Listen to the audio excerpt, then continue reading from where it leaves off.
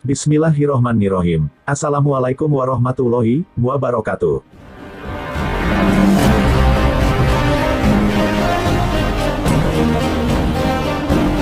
Sahabat muslim, para ulama telah menerangkan sholat 5 waktu itu, dikelompokkan menjadi 2.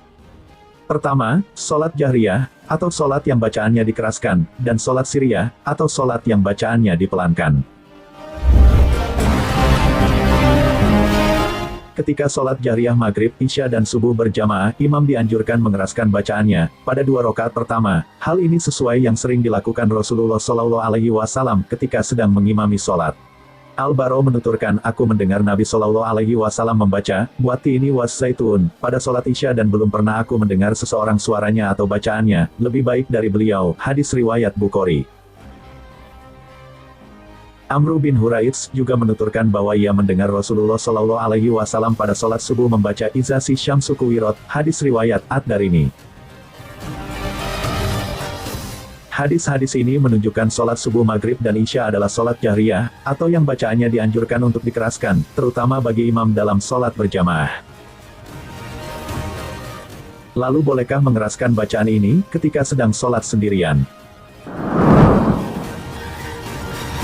Namun sebelum lanjut, tekan tombol subscribe untuk video syiar Islam lainnya. Tekan juga like untuk video yang Anda sukai. Dan mari bersama Android bagikan video syiar Islam ini, agar bisa bermanfaat kepada banyak orang. Amin ya robbal alamin.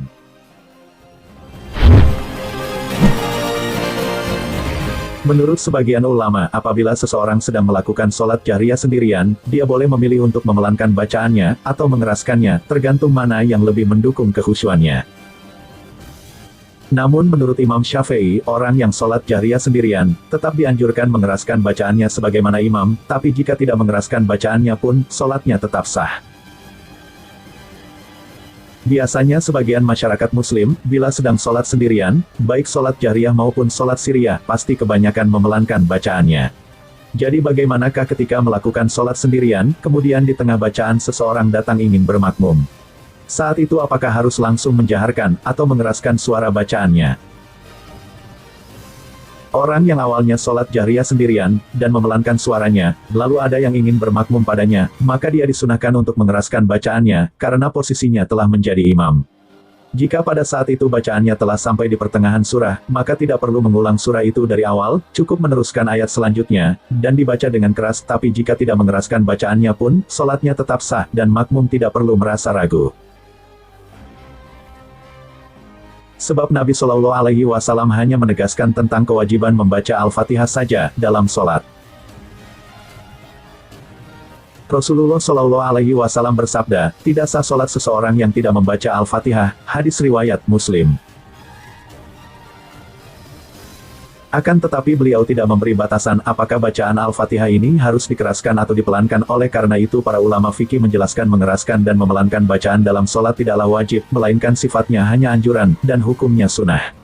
Artinya, jika ia memelankan bacaan sholat maghrib, isya dan subuh, atau sebaliknya mengeraskan bacaan dalam sholat zuhur dan asar, boleh-boleh saja, dan tidak membatalkan sholatnya. Karena dalam beberapa hadis, Nabi SAW sesekali mengeraskan bacaannya, ketika sedang sholat zuhur atau asar. Hal ini diterangkan Abu Hurairah radhiyallahu anhu, bahwa Rasulullah pernah sholat bersama kami pada sholat zuhur dan asar, beliau membaca Al-Fatihah dan 2 surah di rakaat pertama dan sesekali beliau memperdengarkan ayat yang beliau baca pada kami, beliau memanjangkan bacaan pada rakaat pertama dari sholat zuhur, dan memendekkan pada rakaat kedua, begitu juga saat sholat subuh. Hadis riwayat Muslim. Imam An-Nawawi menerangkan hadis ini menunjukkan kebolehan mengeraskan bacaan di waktu sholat yang seharusnya pelan atau sholat siriyah.